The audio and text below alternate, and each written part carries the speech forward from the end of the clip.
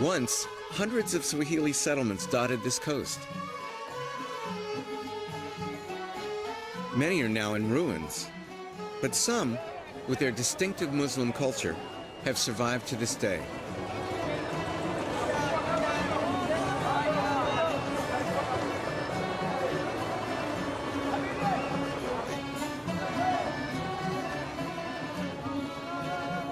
Assalamu alaikum.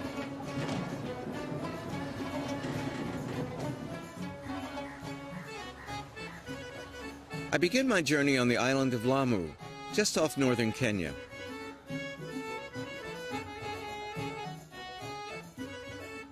I'll travel south along the Swahili coast, stopping off at the old ocean port of Mombasa. Finally, I'm sailing to the island of Zanzibar as I try to untangle the roots of the Swahili people.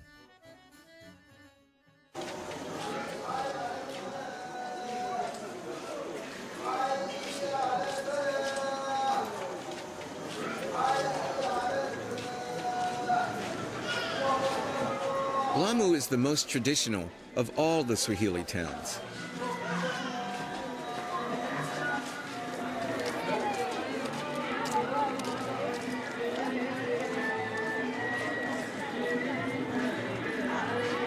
For 2,000 years, Arab merchants have settled on this coast.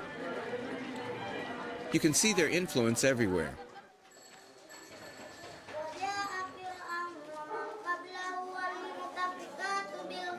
There seems to be a mosque on every street corner. And most children here are educated in Quranic schools.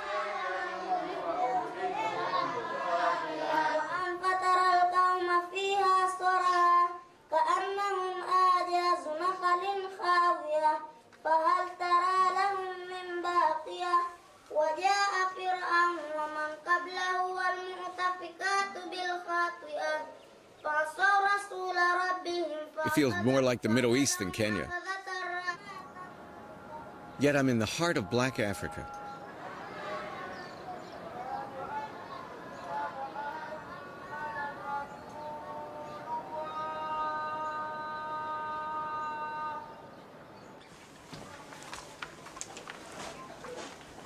I'm going to see Sheikh Badawi, one of Lamu's most venerable Islamic scholars. Assalamu alaikum. Shikamo. I want to understand the history of Lamu. How Lamu was founded. Is it an Arab civilization or is it an African civilization? Lamu, in effect, was Arab civilization since more than 1,000 years. Sheikh Badawi is proud of his Arabic roots. He tells me he can trace his family back to the Prophet Muhammad. You have a noble ancestry. Do you have African ancestors as well?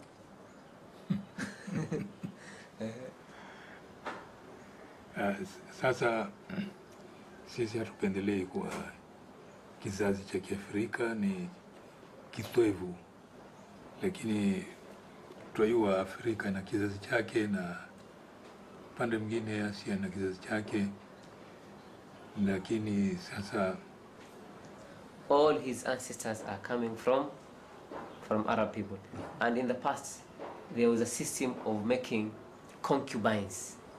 Concubines? Yeah. Yeah. Marrying those women. Yes. So it resulted people to be considered as inferior. And the concubines were African women? Yeah, concubines, yeah. I see. Why did Arab men take African women as concubines? Maybe people could not afford to marry many Arab people. So the Africans, or the local people, were cheap. And other reasons best known to them.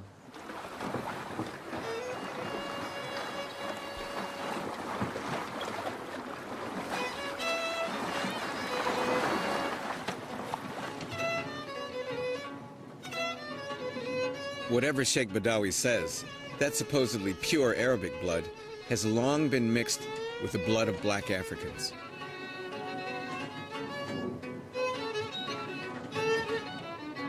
Historians say that Swahili culture was shaped by the monsoon trade winds.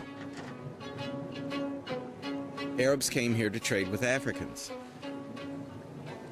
They had to wait 6 months for the winds to change before they could sail home.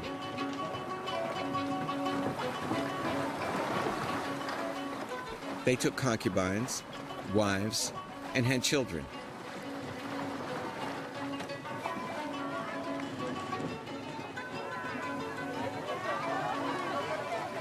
One village still specializes in building dhows. The boats sailed for centuries by Swahili merchants.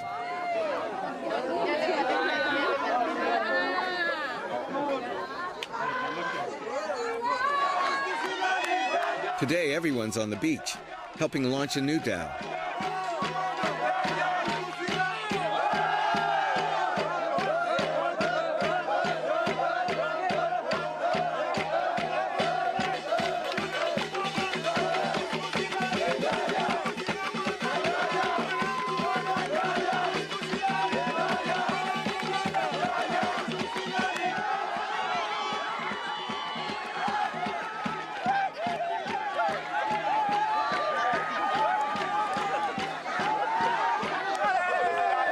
Traditionally, it's the captain, not the boat, who's launched into the water first.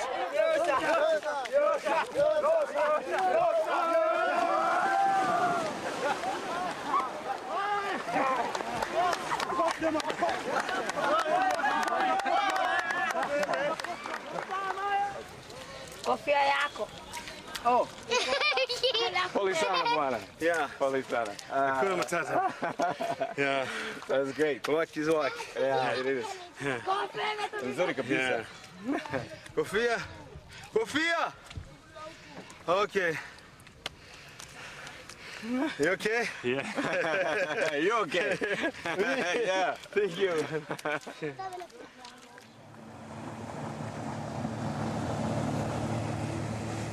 The Indian Ocean trade has long defined Swahili life.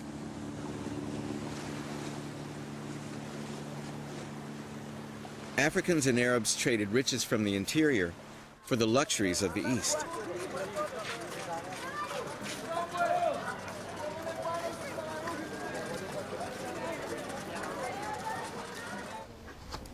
Ahmad Sagaf is an architect whose family has lived in Lamu for generations.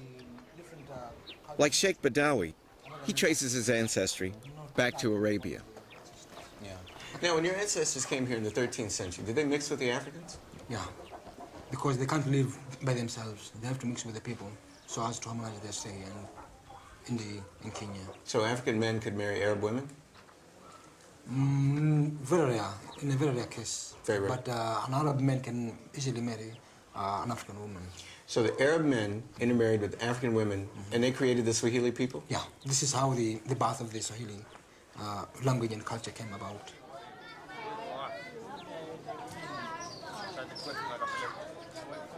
So you can trace your ancestry back to the 13th century? Yeah, I have a tree structure of our families.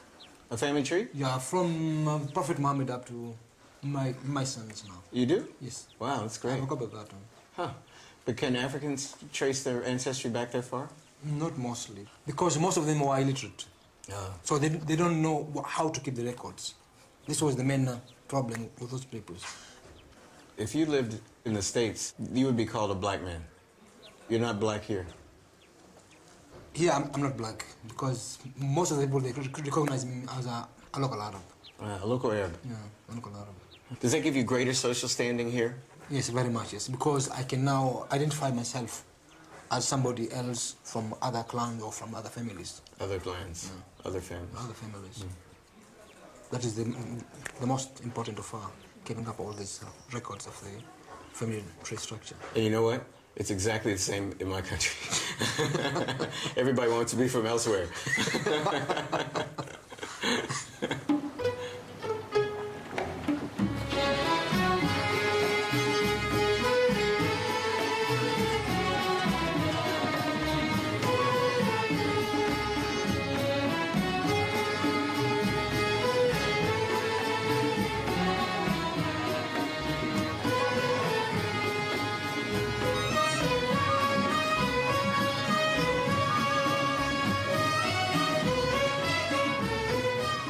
My conversation with Ahmed reminds me how black Americans used to claim descent from some distant Cherokee or Sioux ancestor.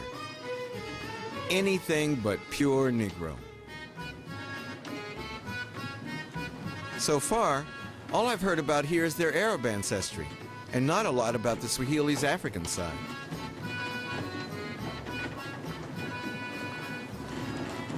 I'm on my way to the ruins of Shanga, the oldest city yet discovered on the east coast of Africa.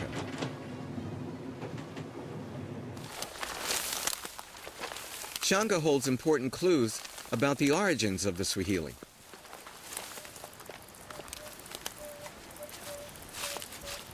Muhammad Badi and Abbas Shakuna took part in the original excavations. That is the Friday Mosque, and it's one of the most funniest features we found on this settlement. Let's go near it, I'll tell you.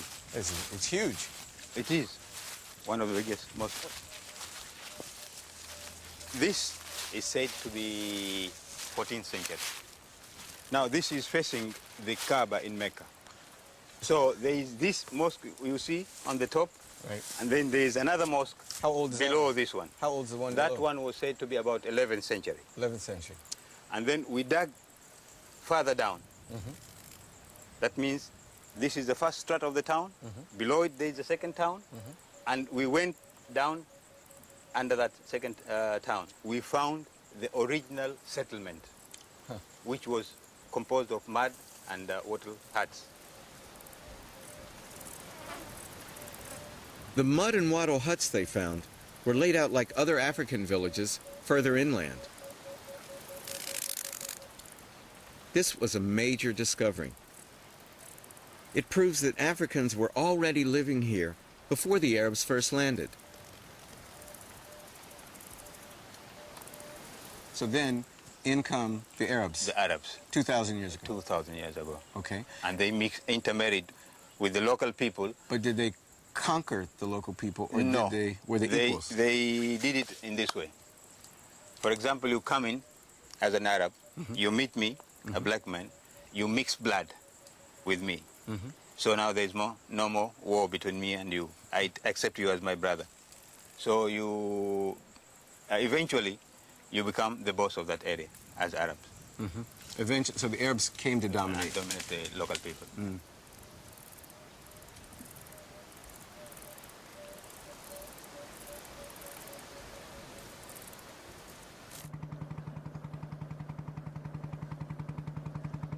So while the Arabs came to dominate the coast, Shanga shows that the Swahili's roots are African.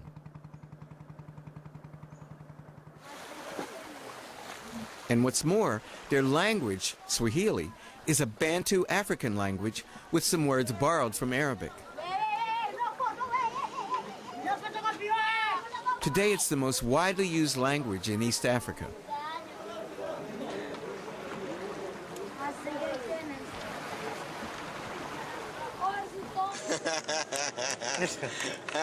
Yeah. Mzungu. Mzungu, take it easy. Smoke, ah? Well, here, there.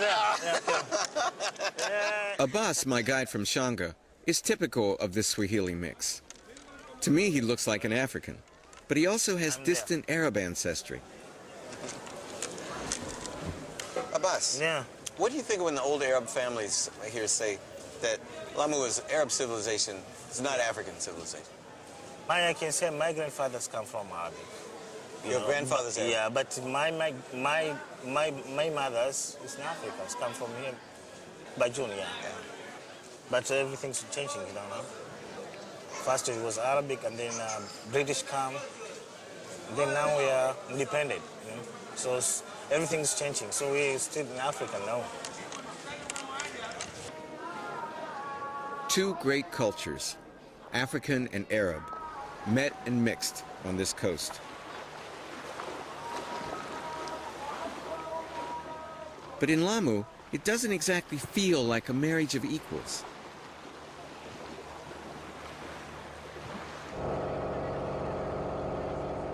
The Arabs weren't the only ones who came to exploit the coast. The British were here from the late 19th century up to 1960. They gave special privileges to those who claimed Arab descent, deepening racial divisions. In Lamu, these old prejudices live on, even though the island is now part of modern Kenya.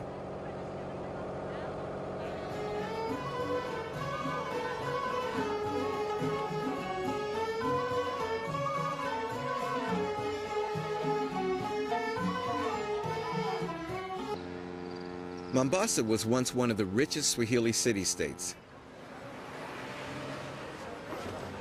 Today, it's Kenya's second city and a major Indian Ocean port. Over the centuries, Mombasa was occupied by Arabs from Oman, by Portuguese adventurers, and by the colonial armies of Britain. Now, the Swahili are actually the original people of the coast, and basically here at Mombasa, we have three groups of Swahili people. There is, first of all, the Swahili, who came about as a result of, being born from an original Swahili family, whereby the father and the mother are original Swahili people. And then we have the Swahili, or a Swahili who was born in a family whereby when the Arabs came to the coast of Mombasa, they intermarried with the Swahili people here. Now, another group of the Swahili people are people who came from other parts of Kenya, and they copied the culture, the religion, and became... I half expected to be irritated, but actually I like the guide's definition of the Swahili. It's much more generous and inclusive than anything I heard in Lamu.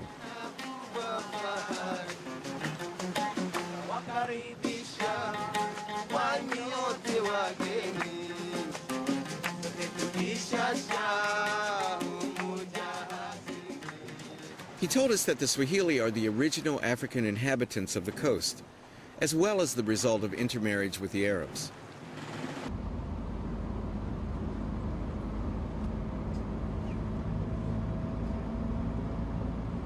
North of Mombasa lies the most spectacular of all the ruined Swahili cities, Gedi. Alhamdulillahi Rabbil Alameen, Ar-Rahman Ar-Rahim, Maliki Yawmiddin. My tour begins in the remains of the grand 15th century mosque.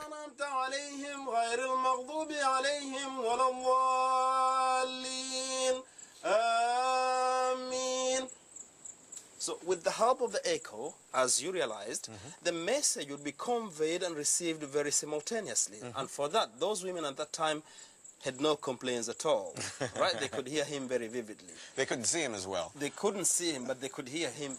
The front part of it was entirely meant for men, and the hind part was specifically kept for the ladies. The curator, Abdallah Alausi, shows me around town. This big house, which is known as House of the Dhow. And The House of the Dhow. The House of the Dhow. It shows that the owner of this house was a very rich man, and he decided to... Abdallah says that in the late 14th century, the Swahili built a remarkable stone city. More than 2,000 people once lived here, and it flourished for 300 years. For the town?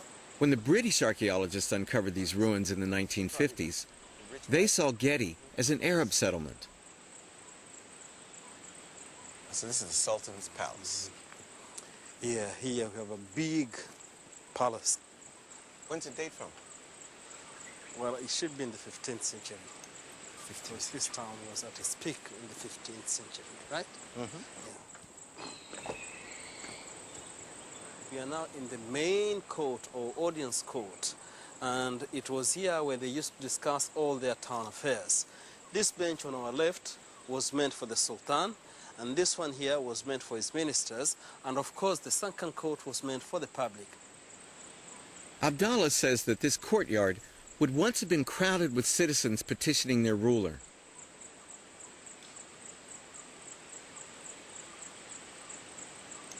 The Sultan's palace was the center of a sophisticated urban society. And people here put a high priority on the comforts of life, including the most important of all to me, good plumbing. Normally when Swahili visit the toilet, they don't stand, but they squat. And this is what we normally do. After finishing all the official business here, as far as number one is concerned, somebody would get hold of the mug, and he would leave that in the water, and then he would wash up himself, and then he'd call it a day. He'd walk out of the toilet. Okay. And there we have a hole again. That was for number two, right? So squatting again would be done here, and all official business would be done here. And it's not, I mean, a long distance from there to here. So somebody just get hold of the mug, leave that in the water, and then he would wash up himself, and then he would call it a day. I've seen toilets in Europe that are not this good.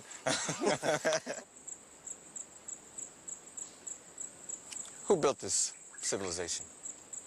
The indigenous of this place were Swahilis, and later on they were joined by the Persians.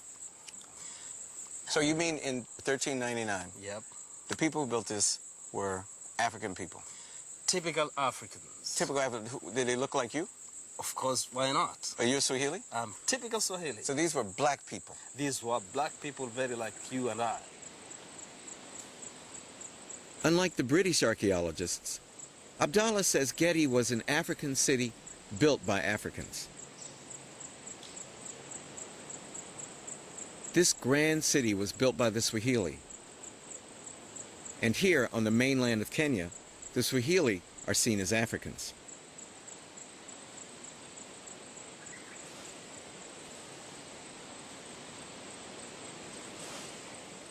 From Mombasa, I fly south to Dar es Salaam, the capital of Tanzania. From there, I take the ferry to Zanzibar.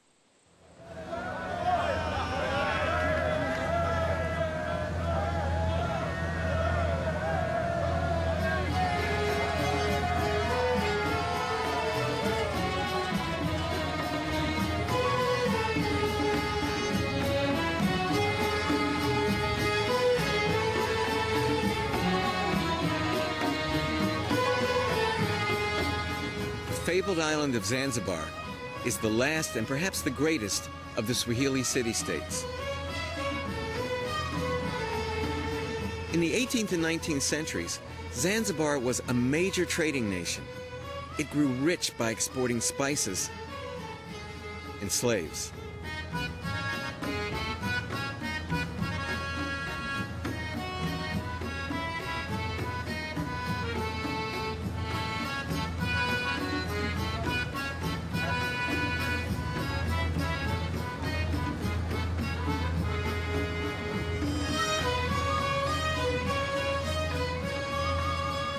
I first came here in 1970, 6 years after a violent revolution.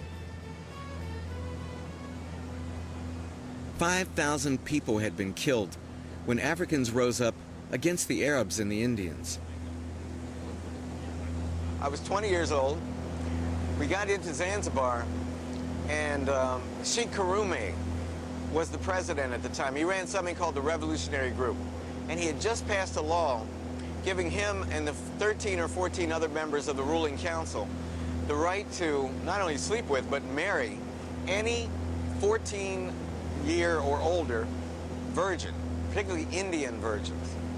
It was the most bizarre thing I've ever encountered. It's like once the Africans took over, they reinstituted slavery in reverse, able to enslave the daughters of the Arab merchants or the daughters of the Indian merchants. An air of repression hung all over the island, as strong as the scent of cloves. All of the sidewalks were covered with cloves that had just been harvested, and they would let them dry out in the sun. I'm not sure that those cloves are still there, but I hope they are.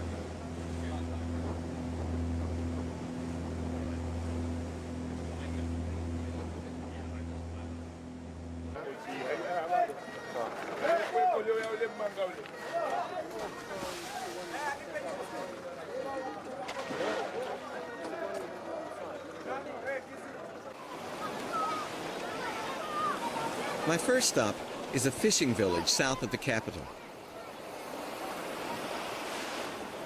I've heard that most people in Kizimkazi claim to be Persian. You both were born in Kizimkazi? Yes. So where did your ancestors come from? Our ancestors came from Persia. From Persia? Yes. When? really, I cannot tell you when, but I mean, they came here for many centuries ago. My historical teacher in the school there, he taught me about 500 years they came here. So your family came from Persia and has been here for 500 years? Yes. Are there Africans in the village or just Persians? The most of villagers here are Persians. I think there are some African, but I don't know if they are still here until nowadays. Within the village, is it better to be Persian than African? Persians. Persian. So you have more status. Why? Well, because our ancestors comes from Persia. So why is that better than coming from the interior? Yeah, We feel so. because you see, it is a place which our parents came from, according to the historical. So just we have to explaining us about the relight where our parents came from. Would you be surprised to know that if you came with me back home to Boston, Yeah. Americans would say, you just look African to them. There's no difference between Persians and Africans. Do you know that? Yes, of course. Yeah, I do. To me, the people here look about as Persian as Mike Tyson.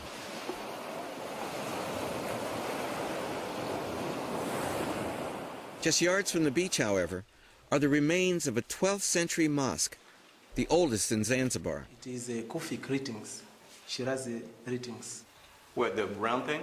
Yes, that is the written the time which this mosque finished to build. 110. Nobody in the village can read these ancient Kufic inscriptions. But sure enough, they really do show that this mosque was built by people from the Persian Gulf over 800 years ago.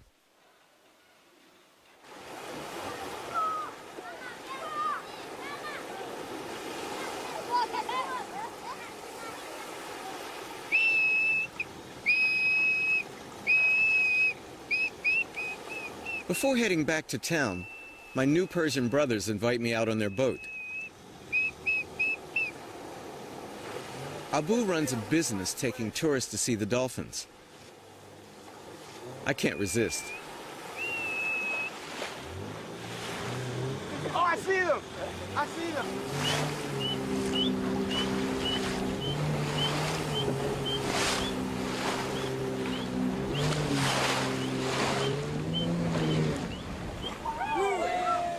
Oh, it's right under. It's right under the boat. Yes. Hey, Abu, are they Arab or are they African? They are African. They're African. They speak Swahili? Keep calling them, Abu.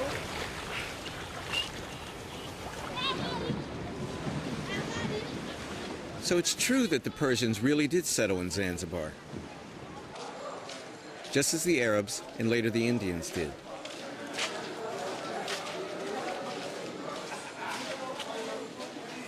But why do so many people here claim to be the descendants of a handful of medieval Persian mariners?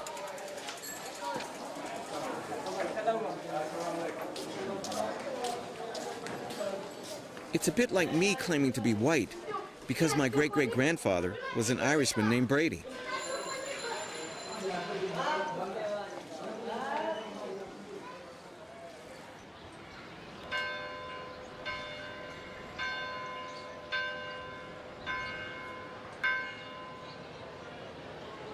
I think the answer lies in the shadows of Zanzibar's history as the center of the East African slave trade.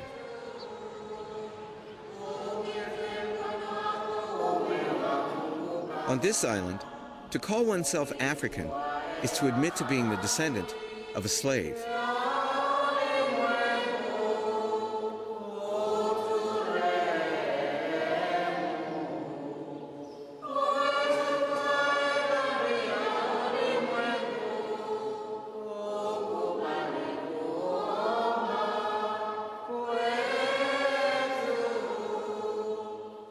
The Anglican Cathedral of Zanzibar sits on the site of the old slave market. Built here, they say, to atone for the sins of the past.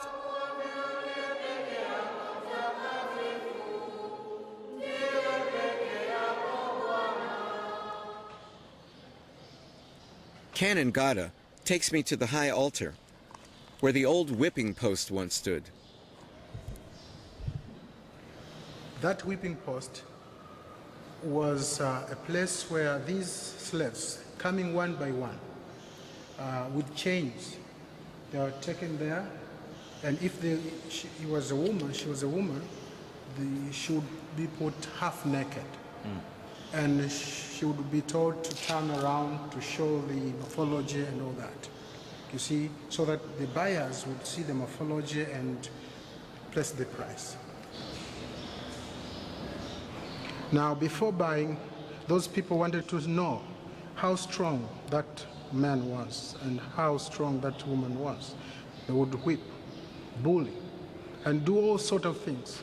Those who cried and fell down, they couldn't get price. So the one who brought that slave would just drag and kill.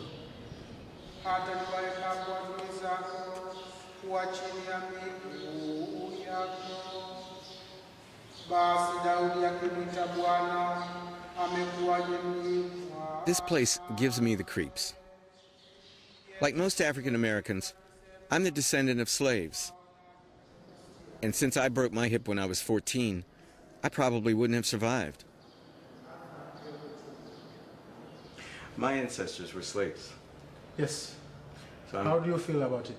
It's very sad for me to be here. Now, I think you have forgiven them. I don't know how good a Christian I am, Father. Well, you have to.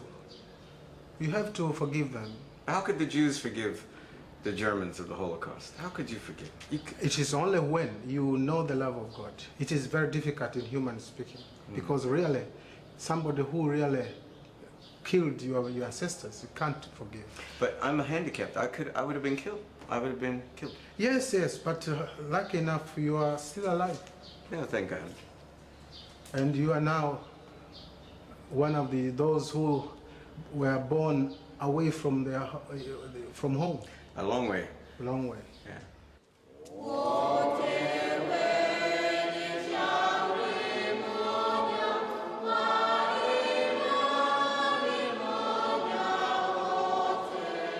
As far as I'm concerned, you'd need an ocean of baptismal water to wash away all the sins committed on this site.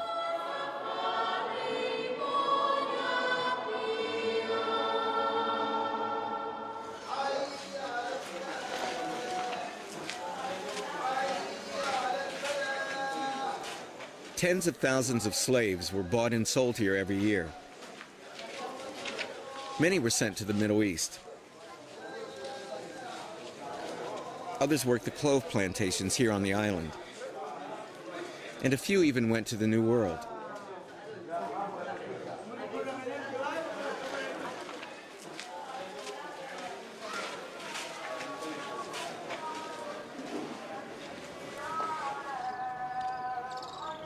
Zanzibar became so rich that in 1840, the Sultan of Oman moved his capital here, along with his court and his 99 concubines.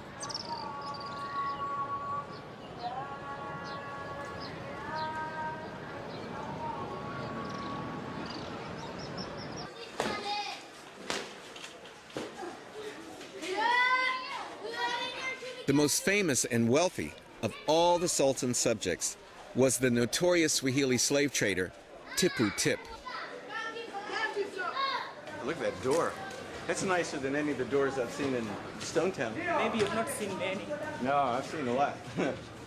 His great-great-granddaughter, Umi Hamid, a journalist, takes me to his house.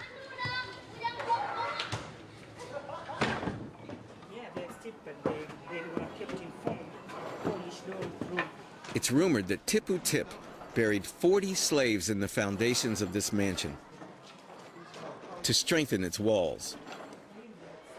Yeah. Bet he was in good shape. How do you feel about your great-great-grandfather? I feel that it was the trend of the time. That was business, purely. You either be a slave or a slaver. You choose the lesser of the two evils. And if you're in a position to be a slave, why should you be a slave? The slavery was different from the slavery of Americans. The Arabs took their slaves and married them.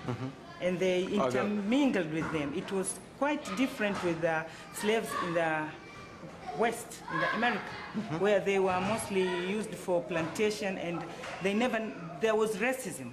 Yes. With Arabs, they married their slaves, so this is the difference. Arab men married African women, yes. but not the other way not around. vice versa, but at least they married them, Yes. and they had children with them. We are the product. No, that's true.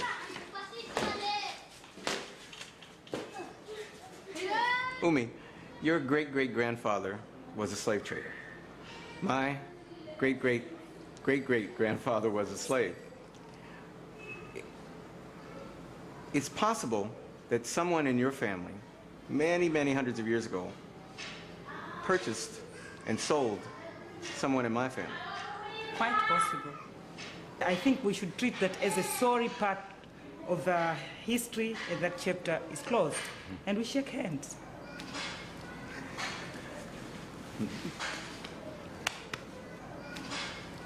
Thank you.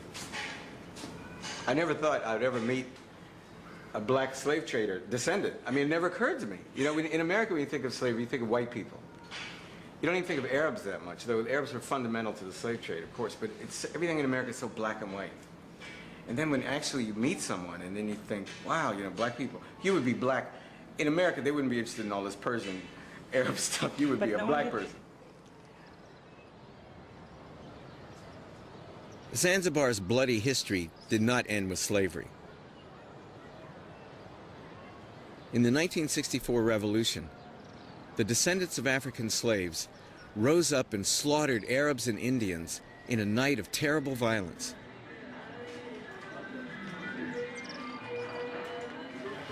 The revolution was just weeks after Zanzibar gained independence from Britain. Umi was a small girl at the time, caught in the midst of a violent witch hunt. It was frightening because we are of a mixed race. Half of my family are very, very fair. Half of them are black. But we are known that we are descendants of Arabs, and we had the affiliations to them at that time. So it was really scary to think of what might happen, knowing that it was a war between Arabs and Africans. Yes, things like that. The change came so abruptly, unexpectedly, and people capitalized on that. It wasn't only politics by then. It could have been grudges and other reasons. After the revolution, Zanzibar's new regime turned out to be as brutal and as repressive as the old one.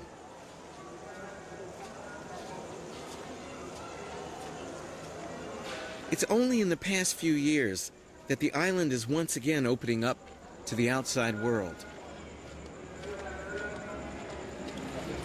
That was a phase which we had to go through. And thinking of it, this island can't be Arab. Where is Arabia? Where is Middle East? And where is Zanzibar? It's two different things. Zanzibar is here beside the African continent. We are influenced by the Arabs, but we can't say that this is an Arabic place. Even the name means land of the blacks. Yes.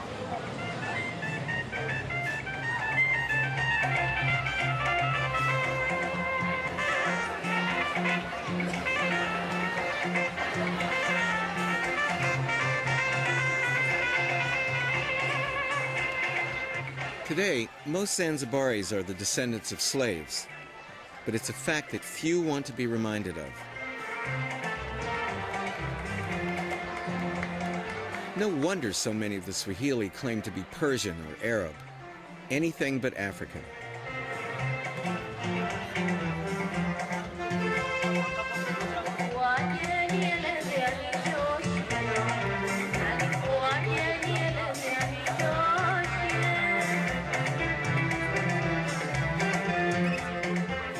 It's been so easy to say that everything of value in Swahili culture belongs to the Arabs or the Persians or anyone else passing by.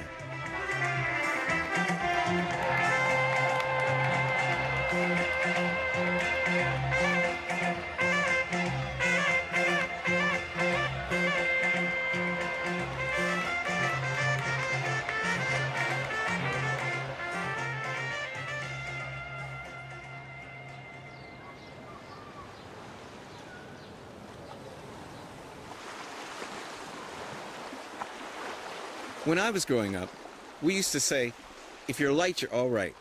If you're brown, get down. If you're black, get back. It's taken my people 50 years to move from Negro to black to African American. I wonder how long it will take the Swahili to call themselves African.